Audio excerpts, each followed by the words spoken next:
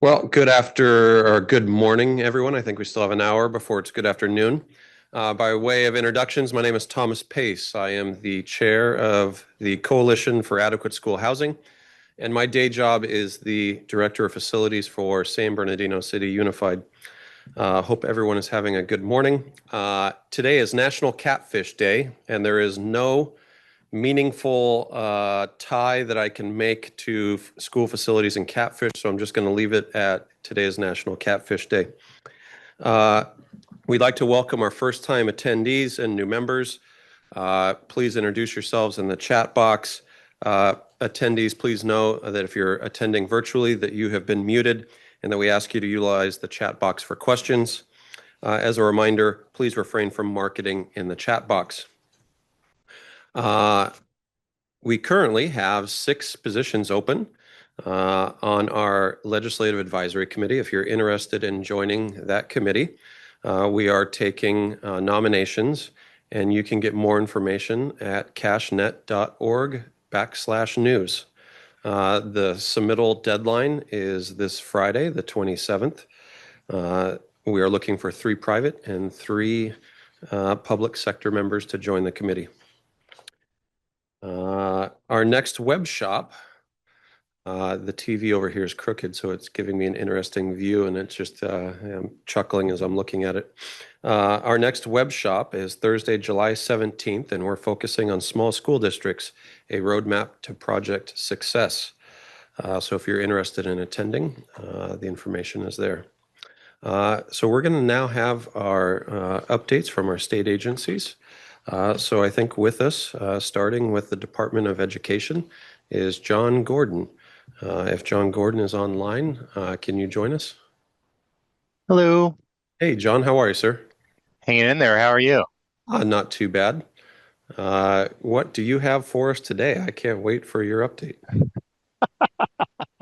Well, the Department of Education has been pretty busy working on our priority schools program implementation, which is, um, consisting of developing regulations, and we have to develop a contract to have some contractors go out and serve our priority schools, and then, of course, there's a certification list that we're also working on. So that's in the mix. So work on that. One other thing that we recently have had that we've updated our landing page.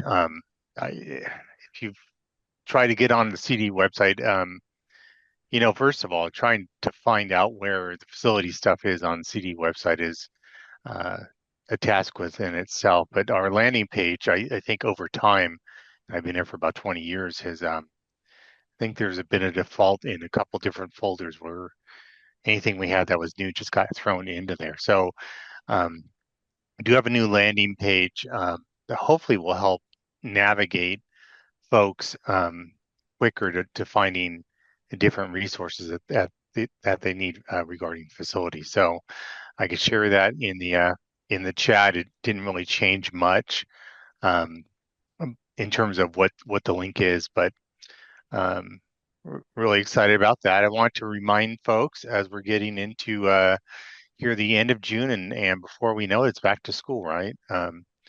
So we do get as districts are looking at their enrollment, you have some occupancy things that are coming up primarily in August. So please talk to your field rep today about those particular projects, as we know there's a couple portables at different schools that may need to pop up and get approval, and we need a little bit of time. We asked 90 days, but we're at the 90-day point now. Some of the things I guess you should be aware of. I know that with DSA you could do an over the counter with portable. You have to understand with CDE we are also looking at density. So in some cases where we don't want to get hung up on is if you're submitting a project and say you're adding 3, 4, 5 classrooms, and that may trigger in terms of the CD recommended acres under 70%, then we need to talk about doing a PE plan. If it's under 50%, then we're looking really at the density and doing a small school site worksheet in addition to PE plan. So we don't want to get into those positions here in the 24th hour or the 12th hour of requiring that. So the earlier you have these conversations with us and we can take a look at that, the better off I think everyone is going to be. It seems like we, come across this every year because, stuff just happens. I think we understand it at state level. Um, Another thing that's coming up, I think we've talked about it in the past. The next round of the Career Technical Education Facilities Program has finally arrived, and so we have posted our application online. And I think we're working on updating the web pages to strip out, because there are some forms, strip out the forms as individual documents, so it's easier for you to combine them into your package. As you know, this is a competitive grant program. Um, we have $300 million that will be dispersed out, and is based on really a district showcasing, highlighting really really good technical CTE program, showing that it's a good sustainable program that's getting kids, students to where they need to go, whether it's onto higher education, into the workforce, into a trade school, whatever it may be. And so the application, if you've done this before, has not actually really changed much.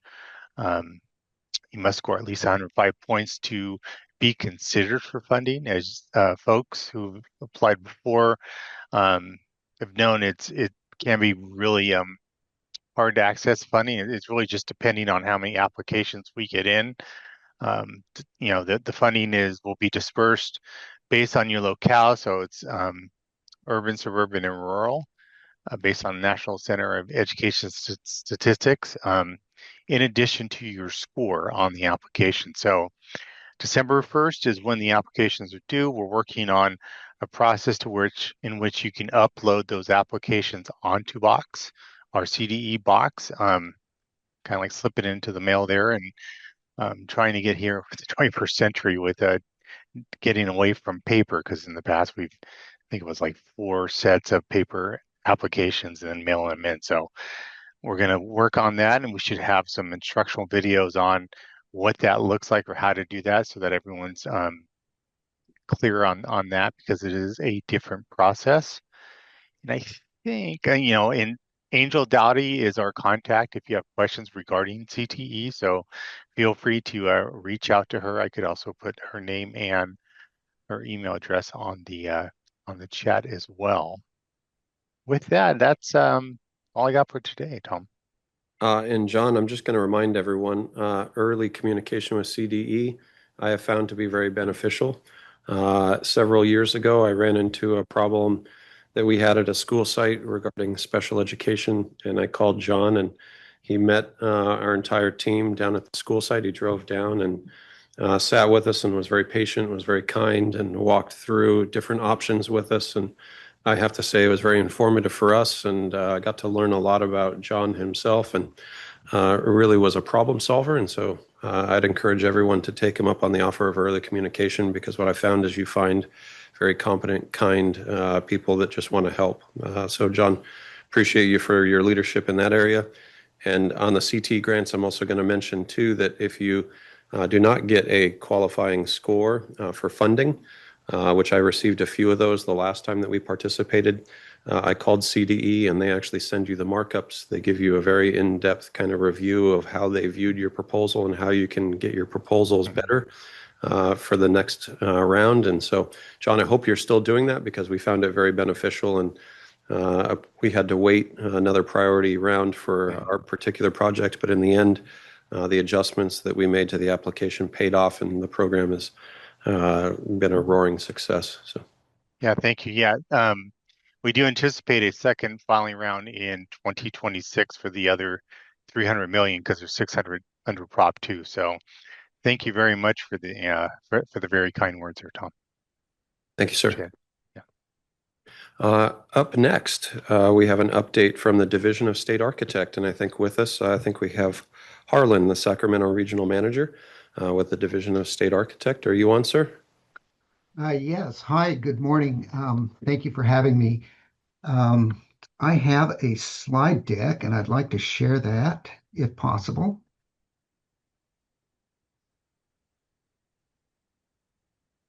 Okay. And Harlan, no pressure, but if you get your deck up under 5 minutes, you will have done something that Ida has never been able to do. So You you can, know, I was looking you at the can slide. report. Oh, wow. You can report back that you have figured out the conundrum of sharing the DSA screen. Right, right. So I don't know. Am I sharing now? Yes, sir. Am I showing the DSA update? Or am I showing something else? Well, I would say the only if there was an improvement, it could be put it into presentation mode. But if you're perfectly fine with the way it's showing, I think we can live with that as well. Yeah, okay, very good. So thank you for having me. Ida kind of sprung this on me at the last minute, and I haven't seen the slide deck until this morning at about 10:15. So bear with me. We're going to run through these pretty quickly. Um, so come in, please. We're open, and we're going to be open. Actually, we're open 5 days a week, and we have somebody here every day. And our technical staff has been coming in Tuesday through Thursday, but with the governor's mandate, which may change, we were going to open up Mondays also for back checks and over the counters. So that begins on July 1st, possibly. We'll see what happens. Um, Currently, we're hiring. We're hiring for administrative positions over in headquarters. And then in the 4 regional offices, we also have openings for architects, structural engineers, and fire and life safety officers, as well as the administrative positions. Um, Currently, we're super busy. And we've got so far this year about $12.6 billion worth of work coming in. So there's a lot of activity. We have seen quite a few small projects, but now we're starting to see some larger projects with the state bond and the local bond money starting to kick in. So very busy.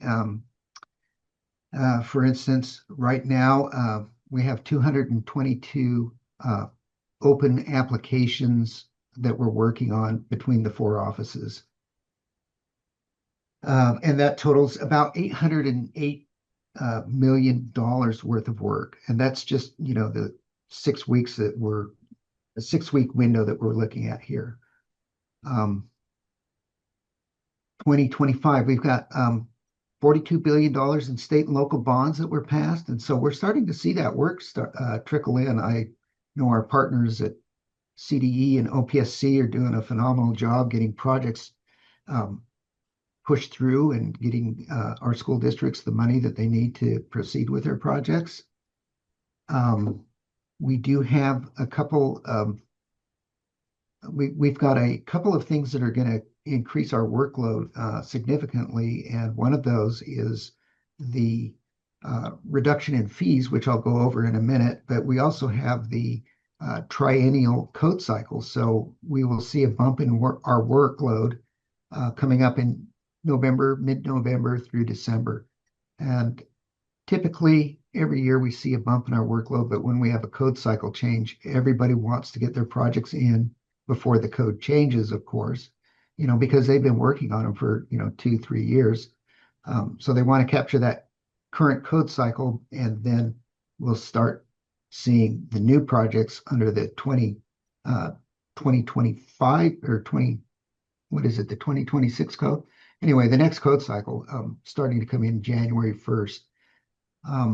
It's been our tradition to keep the old code cycle for PCs until the June of the following year. So June 30th, 2026, we're going to sunset all of the old PCs, and hopefully we'll have a new batch of PCs in place, approved and ready to work on by June 30th, 2026. So about a year from now. Harlan, I can tell you that Craig Rush, used to call me quite a bit, and it was never for good reasons. But one year, I tried to beat the code cycle, so I took every project that I had, which was about 15, and they were incomplete submittals, but I just turned them in so that they got rejected as incomplete submittals prior to January 1, so that when we then turned them back in, they got reviewed under the old code cycle. So I don't know if you still allow that practice, but I may have just opened up more work for people. Well, we can't deny you submitting a project. So if you submit a project that's incomplete and it's under the old code cycle, we will still be required to take that. We're not going to make you go back and change your drawings and update them for the next code cycle because you missed some calculations or something was incomplete. So Just throwing a tip out there. So come January, if anyone's looking for a way to get your current project reviewed under the current code cycle, just turn it in regardless of where it's at. right. So make sure that your submittal date is prior to December 31st. And when you register your project 6 weeks in advance, they'll just, if you want to go to the last date, register it for December 31st, and we'll take it in. So another thing that's going to be affecting our workload is the Los Angeles fires. And so we've committed to LA Unified and the other school districts down there that we will take their rebuild projects on a priority basis. Of course, we all understand the need down there. And so we'll do what we can to help out the affected school districts. Let's see. Next slide. Okay, so we've determined that we're taking in too much money, and so every couple of years we look at our bank balance basically, and if we have too much in the bank, then we have to adjust our fees downward. And so the new fee schedule will begin September 1st. It's already posted on our website, so you can calculate your fees. But the new fee structure goes into effect on September 1st. So projects, if you're submitting them now through the end of August, are going to be with the current fees structure. But the new fee structure does drop fire and structural by 10%. So if you have the luxury, you may want to wait until after September 1st to submit your project. Pre-application meetings, we suggest for every project, no matter how big or how small, that you come in to us and do a pre-application meeting. We can talk to you about your schedule, any kind of funding deadlines that you might have. Typically, the design professionals will bring in like a site plan or maybe some schematic drawings to show us the intent of their project. And it's a good time to talk to our design or our professionals on this side to determine if there are any big showstopper items like something that's missing out of your project solution. So they're free of charge, and you can schedule them by submitting a form 91, 92, 93, or 94, depending on which regional office you're working with. So Sacramento, we're office number 2, so it's a Form 92. I would like to also mention that we don't limit it to a single pre-application meeting. If you come in for a pre-application meeting and it's a complicated project, or you've got some complicated issues for your solution to your project, and you need to come in and talk to us again, absolutely. We'd rather have these pre-application meetings than have you submit something that gets rejected or that causes a lot of work later in the project cycle. So come in early, come in often. Let's see. We're working with the Public School Construction Collaborative, and that's to inform basically our rulemaking. And this is a great effort that helps DSA recognize what our clients need, what the school districts need, and how we can inform the code in the next rulemaking cycles. So let's see. Rulemaking update. Sorry about that. Okay, so this is basically a timeline of the rulemaking cycle. So right now we are in this period between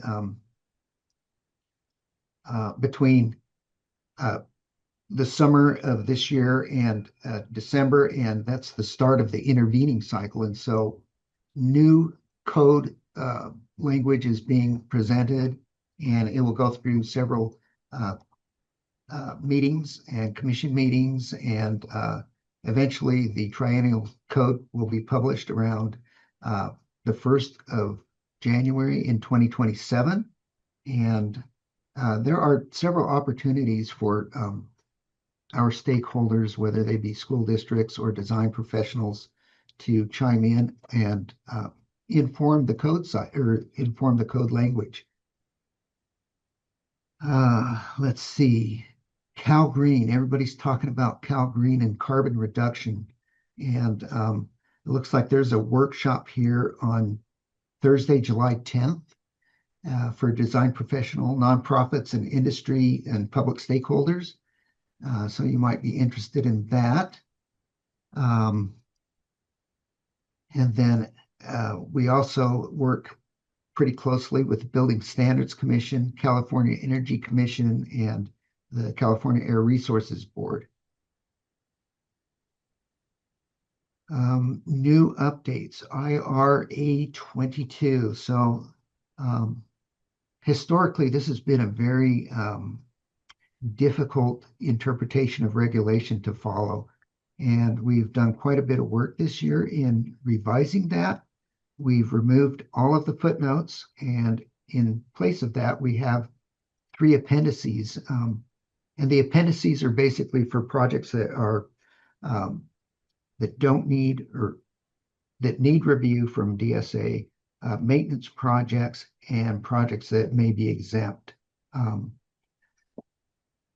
So I would highly recommend, if you haven't looked at IR 822 lately, look at the new version, and your projects may be exempt or maybe not exempt. However, if you have an exempt project, you're still required to hire an architect or structural engineer to prepare documents for the project, and you will also need to have a project inspector observe the work, regardless of whether you're exempt or not. So keep that in mind. IRA 4 geohazards. So basically smaller projects or less significant projects on existing campuses where we know the soil conditions may be exempt from submitting their geohazard report to CGS. They will be required for submittal to DSA. However, you may be exempt from going to CGS and having the extended 12 to 16 week review. So I would also encourage you to read through IRA 4 so that you can understand whether or not your project is going to be exempt from CGS review. Workforce and student housing. So this is basically our policy 2401, which talks about workforce and student housing on community college campuses. And also I think we're starting to see some workforce housing for K-12 so that they can attract teachers and whatnot into more rural areas, or also into areas where housing is very expensive and they can't attract teachers because teachers can't afford to live there. So more document updates. These are basically on accessibility. The request for unreasonable hardship is kind of described in PR 2404. And then we also have 2 forms which can be submitted. The one RUH, which is the request for finding of unreasonable hardship, and then the DSA 1 RTI, which is the request for technical infeasibility. So if you're building on a hillside and it may not be feasible to meet all of the ADA requirements, the RTI is the form that you'd be filing. And that would be for things like you have an older school building with a concrete elevator shaft next to a stair, and you can't move the concrete elevator shaft to comply with all of the ADA requirements, something like that. Let's see. Let's see, accessibility resources. The valuation threshold has been updated to $203,611. For more information on access compliance, please go to our website and check out the Access Compliance Advisory Manual. It'll describe a lot of the things that you would be required to do, and also some of the exemptions. So take a look at that. Let's see. There is the California Existing Building Code, and it could affect your fire life safety design. We found that most people are just staying with the California Building Code rather than using the California Existing Building Code. Let's see. Another thing that has happened in the recent past is we've been requiring a site safety plan, fire site safety plan with every project.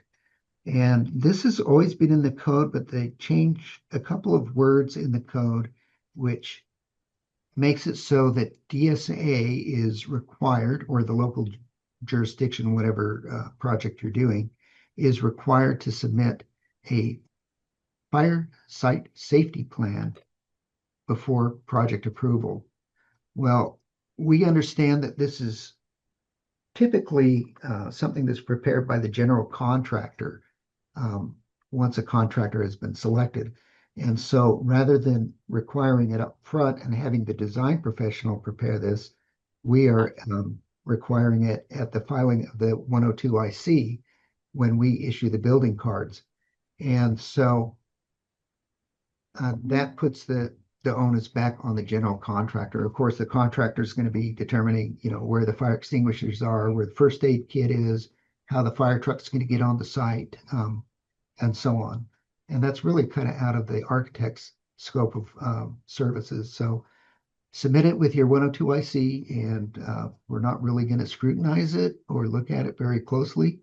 We just need to have it on file. Oh yeah, here's a description of what would be required on the site safety plan. It looks like 13 items. It's really pretty simple. It could be a written description or, a graphic description like a site plan. Something else that's new is BU 2404 that requires the locks on all rooms with an occupancy of 5 people or more. And so we're going to be looking for that. I think for all alterations, modernizations, and of course, new construction. Emergency preparedness, wildfires, earthquakes, wind, rain, heavy snows, all of those can affect your buildings. And DSA, all of our technical staff, all of our architects and engineers are SAP certified. And so that's the Safety Assessment Program. And so if you experience a disaster, whether it's a small disaster or large disaster, you'll probably be reaching out to DSA. If there's no declared emergency by the governor, then you would contact us directly. If there's a declared emergency by the governor, then you would be contacting your local authorities, who would then contact the Office of Emergency Services, who would then contact DSA for a deployment of our professionals. The rest of these slides are basically on sustainability, which I am not too well versed on. So I'm going to kind of skip through those. I think I've overstayed my time anyway. Arlen, I know it's not your area of expertise, but can I ask you a question about battery storage as it relates to solar? Sure. So given kind of the Moss Landing fire in Northern California, the fires in LA County, has there been any kind of rethinking of the idea of putting lithium ion batteries on school sites Yeah, within DSA? not within DSA. There are code provisions that require, depending on the size of your battery, if your battery is small, it can be actually quite close to a building or even within a building if it's like in a cabinet. But the larger batteries, they have setbacks from any building structure. So if you've got a large battery, you might be siting it 50 feet away, or even a larger battery would be at least 100 feet away from any buildings. And so there are provisions in the code for protection. I think in Moss Landing, that may have been done or constructed prior to the latest code that we're applying now. And I think one of the things that's a greater concern is less about the fire and the chain reaction that occurs, but the toxins that are then spewed from the fires. And I think, there were school closures because of the lithium-ion battery factory that burned for like a month.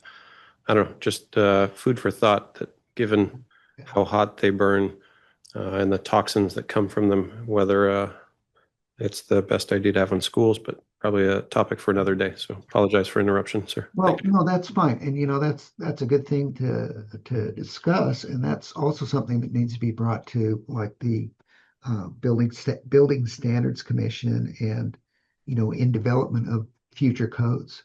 That is really a good topic to discuss with them. So I would encourage that. Let's see. So back to the slideshow. We have several resources available, several different trainings. Whether you're looking for something on housing at a place of education or all electric school kitchens, things like that, we have quite a few resources on our website. So I would encourage everybody to take a look at our website, surf around, and find topics that you're interested in or that may be affecting your school districts.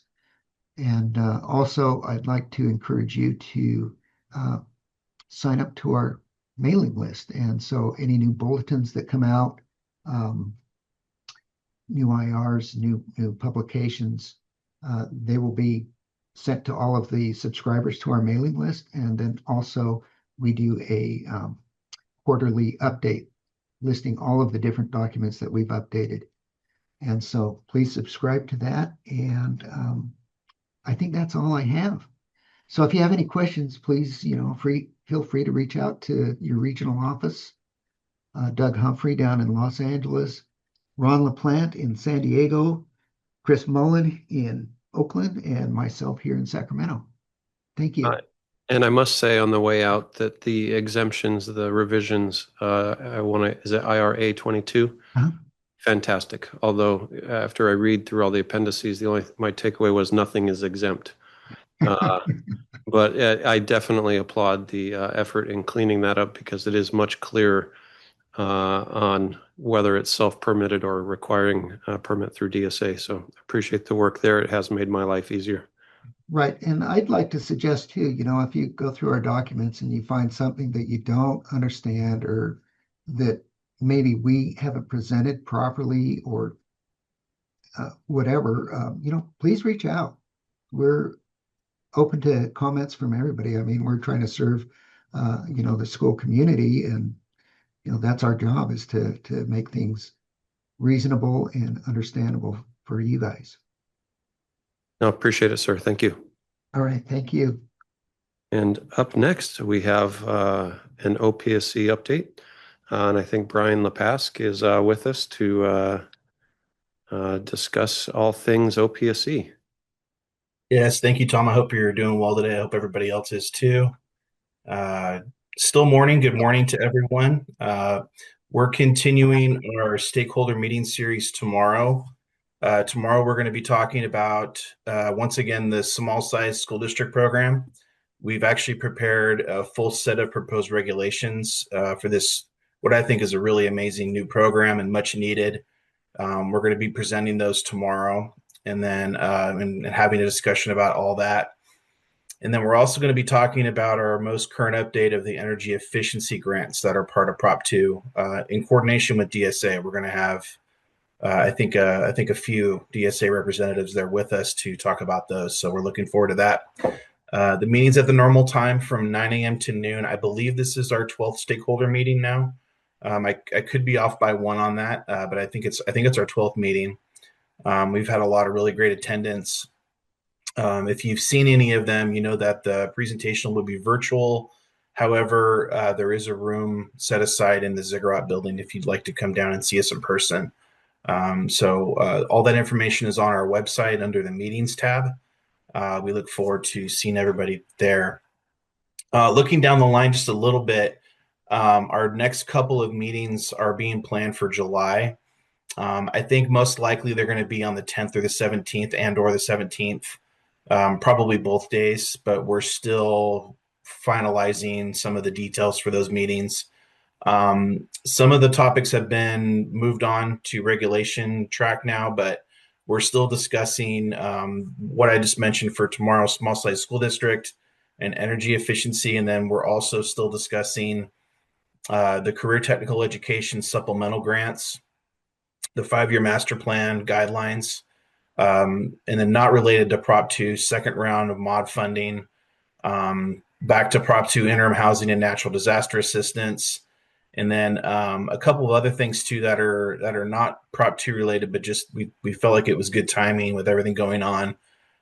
We have some regulations presented that we're going to be presenting for the use of OPSC Online, our online application for submitting any kind of paperwork for our programs or funding requests or eligibility requests. And then there was just some general, we call it global regulation cleanup to our SFP regulations, just to clarify things. And we saw some opportunities to just improve the wording in certain areas. There's not really any major changes happening as part of that global cleanup. It's really kind of what it sounds like, cleanup. So we're presenting those as well. So all those topics will be forthcoming. We're working hard on all of them in parallel to one another. We're not necessarily prioritizing the non-Prop 2 stuff, but we're trying to get it all in right now and get all the regulations updated kind of all at once. Speaking of regulations, on June 3rd of this year, just a couple weeks ago, the Office of Administrative Law approved permanent regulatory amendments to the fund release timelines for public schools on military installations. The amendments will enable the SAB to provide up to 18 months for fund release timeline for projects on schools with projects at schools on military installations that are also receiving federal grants that require local matching funds. So that's great news to share. Those regulations are now effective.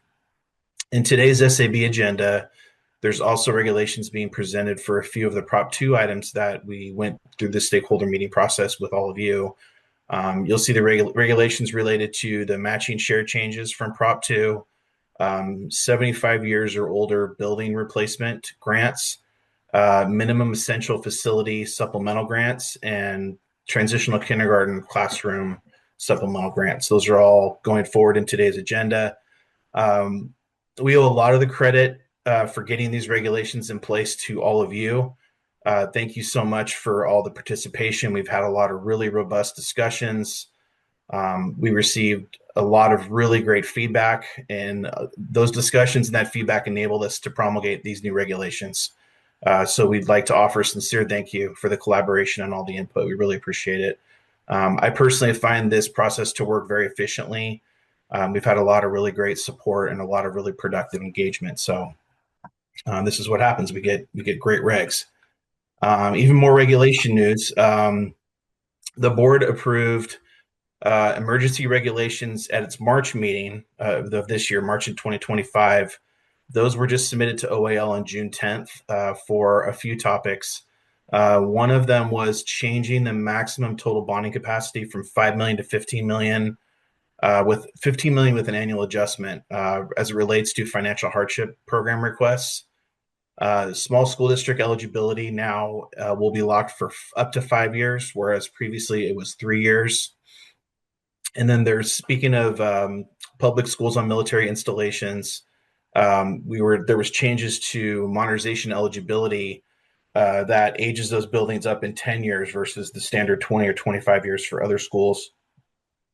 And then we had some changes to the grant agreement templates for eligible expenditures. So good news on that. They're going through the rulemaking process now, and we expect to hear back on those at some point in the near future. So we're excited about that as well. And we're going to be seeing a lot more of that as the year progresses for all sorts of topics. As is the case in most years, the July board meeting is typically canceled. A lot of the members aren't in town. And in the past, we've had a lot of really light, a lot of light on the topics anyways. And so it's officially canceled for this July. The next STA meeting is going to be in August. So we will not have a meeting next month. Just a little bit of news about our office. OPSC is moving.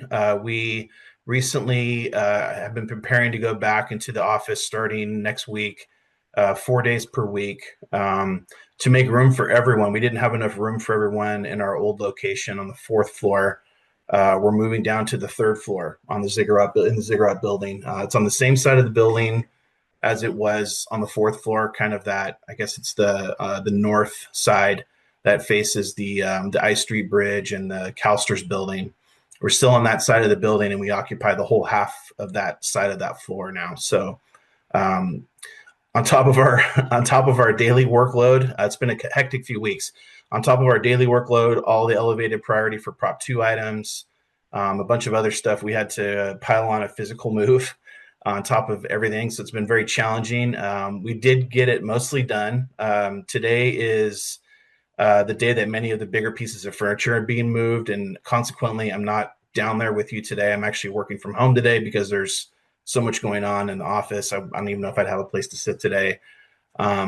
But we're going to be in office. We're planning, the majority of our staff will be there Monday through Thursday, teleworking on Fridays. We will have a footprint on Fridays in the office, but it'll be fairly minimal. I think roughly maybe 10% of our staff will be in on Fridays unless they have stuff going on. So looking forward to you guys maybe seeing our new area. It's coming together nicely. We're going to miss where we were at on the 4th floor, but we're in the midst of making that move. One other thing to mention, as many of you know, and I think I've mentioned it here, we've been working really hard for the last about year on our OPSC online user guide. We have one available up at OPSC online, but it was a little bit outdated. We're making changes to OPSC online almost on a daily basis. We have new releases and new versions of OPSC online coming out every 4 to 6 weeks. And so we did a really big update to the user guide. I sent it out to about 50 or 60 people to begin testing on it. I think it was roughly 2 weeks ago when I sent it out, maybe a little bit less than that. There was a group of you that reached out to me with interest on testing it. Thank you very much. And then I sent it to other people that might have responded to our survey that we sent out, or just people that I'm familiar with that I thought might have some time to take a look at it. It's quite comprehensive. It's over 800 pages. It's a lot of information, but it'll walk you step by step through most of the workflows that are contained there. We've taken a lot of pride in this resource, and I'm really, really proud of what our staff have put together and what they've accomplished. It's going to be an ever evolving resource. There's always going to be things that could be updated because we're making changes so often, but what we're putting out, I think, is a really good guide, and it should help the majority of users for the majority of the workflows that are, all the main things that people do are explained in that guide. And so there might be some smaller processes or maybe some newer ones that aren't in there yet, but we plan to continue updating that as often as we can going forward. There's going to be 2 more rounds of testing for a total of 3. Like I mentioned, there was one that went out in about the middle of this month. We're going to take 30 days for each testing period, and then 30 days after that to do adjustments to it. If we get any feedback or comments, we're going to incorporate those, and then we'll send it out for another 30-day process. So there should be more testing rounds in August and October. If you're interested in that, please let me know. Just send me an email, and I can get you on the list to send out for testing. Otherwise, I'm just going to be trying to get a diversified set of names into the testing rounds so that we can get as many people looking at that as possible. So if that's something you're interested in, let me know, and I'll add you to that list.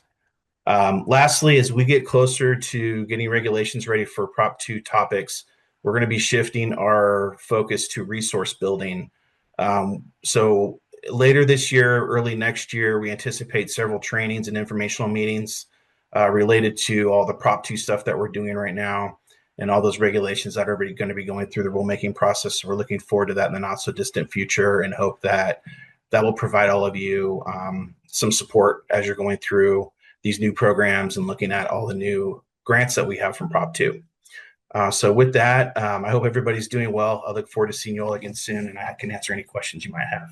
Yeah, just a couple quick things, Brian. I must say, when you said that you sent out this guide to your closest friends and family to have reviewed, I was a little hurt you didn't send it to me, but then you said 800 pages, and I realized you have way too many friends in your life that have too much time on their hands. 800 pages. I'll make sure to get you on the. But it sounds like a lot of good work. So I have to tell you, I appreciate the efforts that you go through to ensure that a very complicated program is made simple. But I was hoping you could touch on for just a couple quick minutes. I understand, I think last night you posted thoughts on prioritization within the smalls. Yes. Could you talk about kind of the methodology and the outcomes that you're hoping and provide some background there, because I think that'll be helpful for our membership to understand what the why is. Absolutely. Yeah, the emphasis is on the word proposal. We're floating some ideas out there. We're not necessarily dead set on any of them. We want to provide some options and see what the feedback is and what everybody thinks. The idea was to get involvement from school districts that have either not been in the program for quite some time or have never been in the program. And so this is something that we heard from the field. Several different individuals reached out to us and expressed an interest in this. And so, there's a lot of ways that you could set up prioritization for this program. There's a limited pool of money, and so we're very aware of that.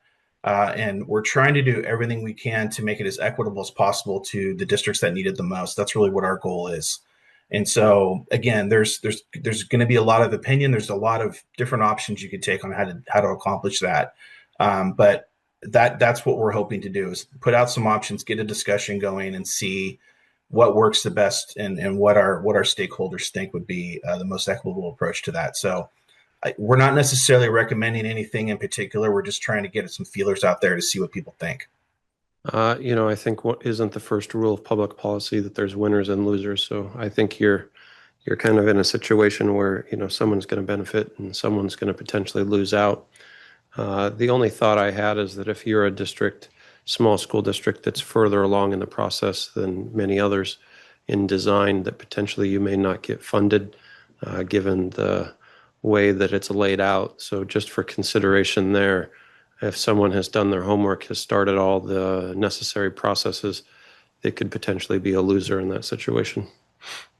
Yeah, that's noted. Yeah, we've had that discussion a lot, and again, we're looking for. I'd say it's a pretty difficult problem. It's a really nuanced program. We're very aware of just exactly what you're talking about. So I appreciate that comment, and I encourage everybody who's listening, to try to get out to that meeting tomorrow, or at least check it out once we post it. If you can't make it to the actual meeting tomorrow, we will be posting it to our website, our YouTube page, and so I encourage you to go take a look at that.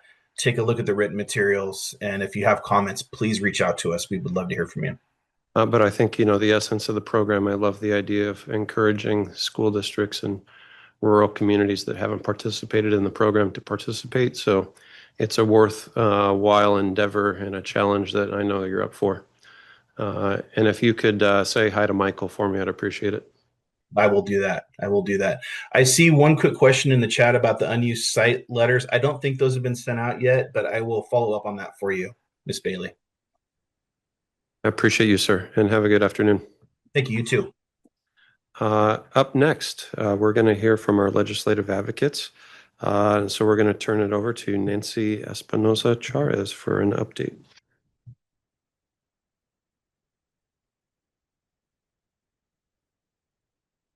Thank you. It's still morning. Good morning, everybody.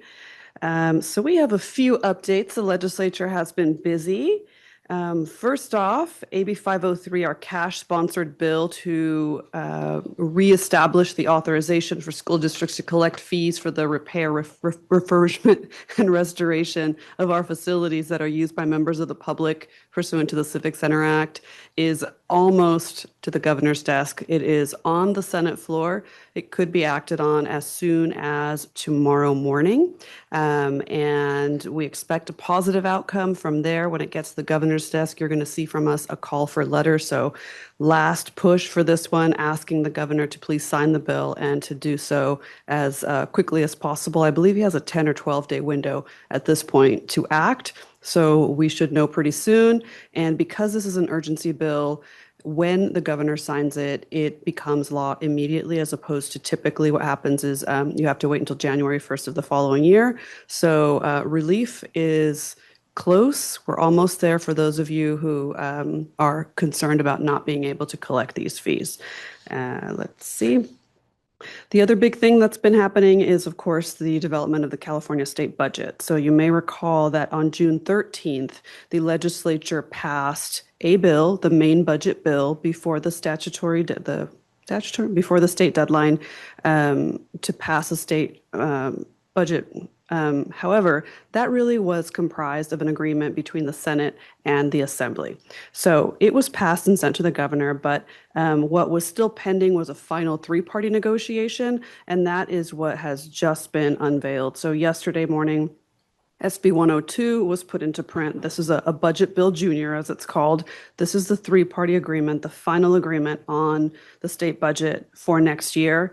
Also put into print was several trailer bills, including SB 121, which is the Education Omnibus trailer bill. And what these do is that they either add to or amend the earlier passed bill. With respect to our issues, there was no change, unfortunately. There's still a reversion of the remaining 177.5 million general fund that had not been expended in the school facilities program.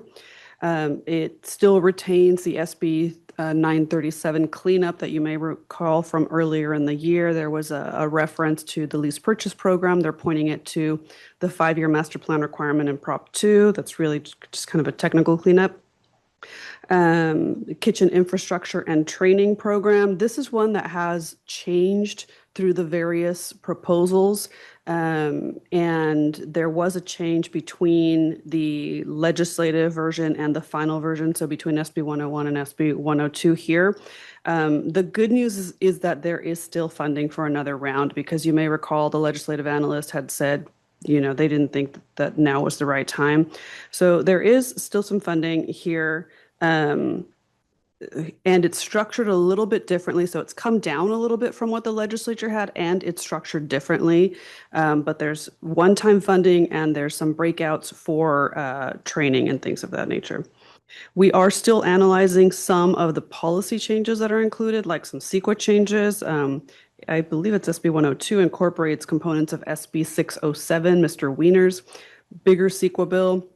There's some policy changes about Prop 39, the Clean Energy Act encumbrance deadline. So we'll be delving into that a little bit more. Monday and the Cash Weekly, if not before, you'll have our full written analysis of that.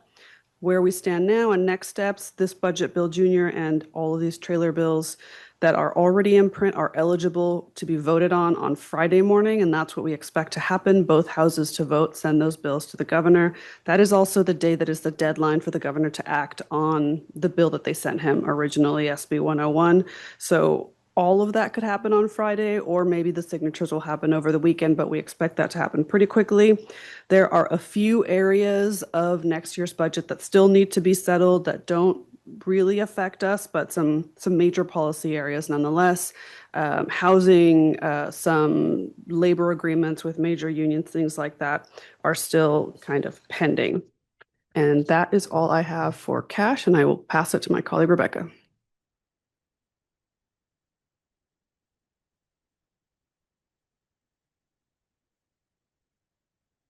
All right. Thank you, Nancy. Happy June, everyone. Hard to believe that it is summer. Picking up on the Proposition 2 implementation thread, Brian talked about some of the activity that OPSC is leading to implement Proposition 2. It has been a very collaborative process. We really appreciate that. I know there are a lot of balls in the air. We're talking about lots of different programs, grants, lots of nuances here in the program. And so we really invite you, as those stakeholder meetings are taking place, as you're seeing the notices come from CASH about what the topics are that are coming up, please take a look at those agendas and those items and provide your feedback to the advocacy team. We want to make sure that that's reflected in the conversation. We love when folks reach out to us, help us understand how the proposals will impact them. So we really encourage you to continue doing that. One that I wanted to raise is that TK supplemental grant, and that ties to another provision in that budget agreement that Nancy mentioned. So we've been working over the last few years to implement universal transitional kindergarten, and this year, 25-26, coming up is that year of full implementation, right? So we've been waiting to see what happens with the ratio of students to teachers. Well, this fall is going to be when the 10-to-1 ratio does come into play. So there's obviously operational funding issues that are associated with that, but a lot of potential facilities impacts of going from 12-to-1 to 10-to-1. And that budget does include some supplemental funding to get you there on the operational side, but doesn't include funding for us to amend our facilities in order to accommodate those additional students. And so we've got the TK supplemental grant now in Proposition 2, which was the legislature's answer to sort of wrangling with this facilities conundrum. We do want to note that the proposal that's going to the State Allocation Board this afternoon, it does align with what CASH was supporting in the Prop 2 stakeholder process. So we appreciate that. There were a number of different ways that that grant could be conceptualized, and OPSC landed on recommending using the model that we have in the current FDK program and then applying that here in Proposition 2. So what does that mean? It means using the new construction and the modernization pupil grants, those dollar amounts, using state loading standards for our K-6, so that's at the 25, and then using that to provide an additional grant for those projects, modernization projects, that include a component to build or retrofit TK facilities. That's right, there's a new construction component here in a modernization project, and you can get that supplemental grant. So generally speaking, CASH really supported that framework. It did give us the opportunity to have some conversations with OPSC about the sufficiency and the adequacy of the grants. So, okay, if we're using a pupil grant that's really based on a 960 square foot model, does that make sense to provide that same dollar amount for a facility that's intended to be bigger than that? So that gave us a really good opportunity to have that conversation. While they're sticking with those pupil grants that are associated with 960 square feet, there is some additional funding based on cost that's included in this proposal that's going to the State Allocation Board. And that's specifically on your site development funding. So we are happy to see the additional option to fund the costs. So just like in a regular SFP project, you provide that detailed cost estimate, and the program will fund 60% of those costs for site development. And we know for our TK facilities that site development can be very expensive. You've got unique play spaces, you've got other things. So really appreciate that recognition of those unique costs. If you don't want to go that route, there's still the option to do just a flat 35% for your site development. And then Brian mentioned the small school district program proposal. So that's not going to the state allocation board tonight. That is a separate proposal that's being discussed as part of the next stakeholder meeting on Thursday. Cash is looking at that in more detail. Spoiler, I think we've got some concerns there potentially with what is being proposed for discussion. So what we're planning to do is to share that proposal with our small school districts. So if you are at a small district, please watch out for your email. We're going to be sending that around and asking for your feedback to see how you might be affected by that proposal. And we welcome feedback from others as well. So please feel free to reach out to me and stay tuned for more on that issue. And then just pivoting to raise one bill that Cash has been supporting in the legislative process. That's AB 699 Stephanie. This is the bill that's related to the language on a local bond. So that 75-word ballot label that years ago was changed to include some nonsensical information for bonds, the rate, the duration, the amount that you expect to receive annually. So good news on that. It is continuing to move through the legislative process. We have our first hearing on the Senate side next Wednesday. So that is in the Senate Local Government Committee. And then after that, when with great optimism, we are successful in that committee, we'll be going to the Senate Elections Committee. It's been a good conversation in the legislature. We still have some conversations that need to take place with the governor's office. Remember, he vetoed a similar bill a few years ago, so we want to make sure that the concerns there have been addressed. One unique and interesting issue that's come up in this conversation is, okay, well, we know that bonds and the agencies that are deciding to put a bond on the ballot will decide if they want to take the alternative path that's in AB 699. But what happens with the Citizens Initiative? And so then we go, oh, that is interesting. Who does get to decide that in a Citizens Initiative? So those are those initiatives that are brought forward. Really, counties and cities are the ones that can mostly benefit from them. We've seen a few in the last few years. Can't really use them for schools. But, those interesting wrinkles in the policymaking process where you go, oh, yeah, we got to think about that, don't we? Doesn't affect school bonds, but will affect our potential partners in other local agencies. And so with that, we'll keep you posted on the progress of that important bill, and I will welcome up my colleague, Ian. Thank you.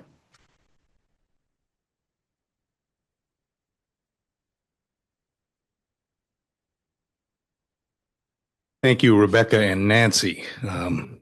Batting cleanup. I'm going to mention a few more bills. One that we've been working on and I've talked to you about regarding fit inspections, and then a couple of new ones that we heard from the field and some concerns expressed in the Legislative Advisory Committee that have us looking at these bills. So one is AB 927 by Sharp Collins, and that relates to Williams inspections. As initially introduced, it increased the time period that it allows districts to conduct Williams inspections from 4 weeks to 8 weeks. Although there was some misunderstanding, there was a lot of we think precedent and for the fact that there's really no limits. But the bill has been amended after a lot of discussion between the sponsors and the author, and so it's an agreement has been reached. In fact, we saw that agreement in amendments finally, and so there is no change to the existing practice of when, or limit in terms of when a district is allowed to conduct fit inspections. So in the end, that's very good. No change to that. So the bill will go forward, but it does not relate to the facilities aspects of the Williams lawsuit. So that's generally speaking very good news. Two bills now that I'll raise that we're taking a look at again because it was raised from the field and some of our experts on the Legislative Advisory Committee. One has to do with carpet recycling and some maybe possibly new civil penalties related to that. That is AB 80 by Aguiar Curry, and it relates to the, some of you are familiar, the Carpet Stewardship Program. And so what it's trying to do is put some teeth into that. It requires a lot more things that districts have to do related to, or possibly do related to recycling of carpet.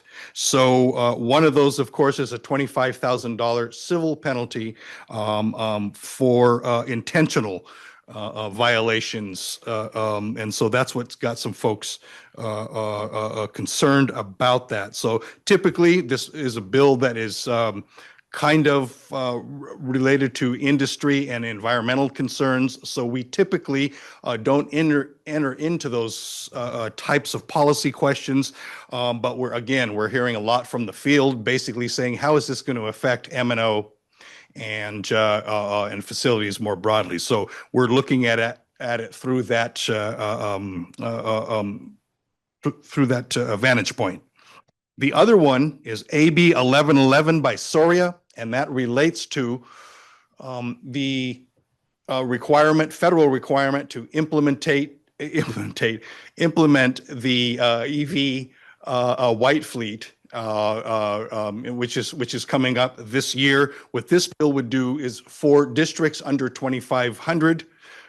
Small school districts under the statutory definition, it would give them some relief in terms of the timeline of complying with this requirement, as well as allow the use of inadequate electrical support facilities to be a reason that would give you more time to implement the bill. So we're taking a look at that bill. This is another bill where we heard from the field, CASH members, as well as the Legislative Advisory Committee, some concerns about it. The larger concern really, and this bill is a good bill, it's aiming at for small schools. There's a broader question in terms of the cost impact of this EV implementation timeline, and a lot of folks want this extended. So we're seeing, we're going to see if that's available or that can happen in this bill. Probably not. There's a lot of politics surrounding it.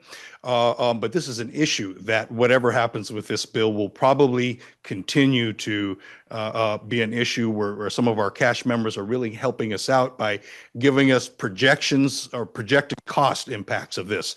And so we're passing that out to the appropriate folks in the legislative process as the bill goes forward. So we will continue to keep you up to date on these bills in particular. There's a lot of concern. You see the maintenance network, the maintenance folks particularly concerned about those two bills.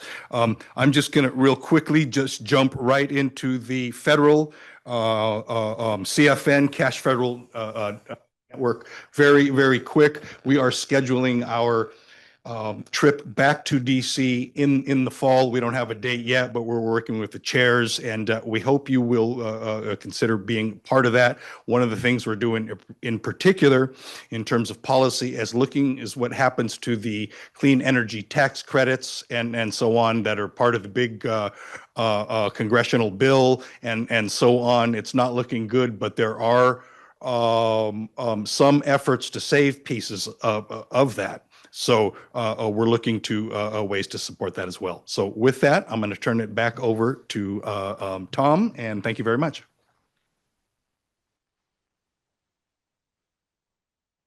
And I brought my coffee because after we had a riveting outline of carpeting recycling, I needed something to drink.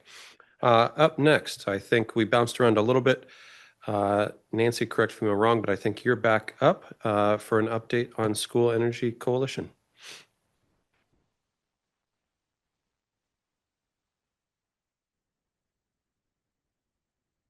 Thank you. I'll be brief. SCC is excited that AB 942 Calderon was amended as it was leaving the assembly floor in an attempt to exempt K-12 schools in higher education. And I say attempt because it almost got all of the way there. And we are very grateful that the author has committed to working with us. And at the next opportunity, at the next policy committee, they're going to make some cleanup amendments at our request to ensure that all K-12 school sites, owned and operated sites by districts, including county offices of education, are going to be exempted from the provisions of this bill. This is the bill that would have pushed everyone that was on NEM 1.0 and 2.0 onto NEM 3.0 after 10 years after interconnection. Even after they removed that provision, there were other things in the bill that were concerning, and we remain opposed, and we will remove our opposition, both Cash and SEC, when the language is exactly right and fully covers us. So we want to thank Assemblymember Calderon for that. Very briefly, I'm just going to mention we are watching the federal budget and those IRA tax credits as it stands. Many things were cut when the bill went from the House to the Senate, but not the most important things that we are watching. So those, met the germaneness test, and unfortunately, it looks like we could still be seeing some of those go away, or the timeline truncated for use of those. But we'll continue to watch that and report out when there are final decisions made.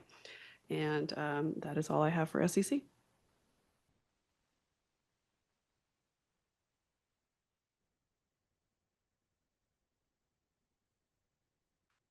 All right. So fall conference is coming up.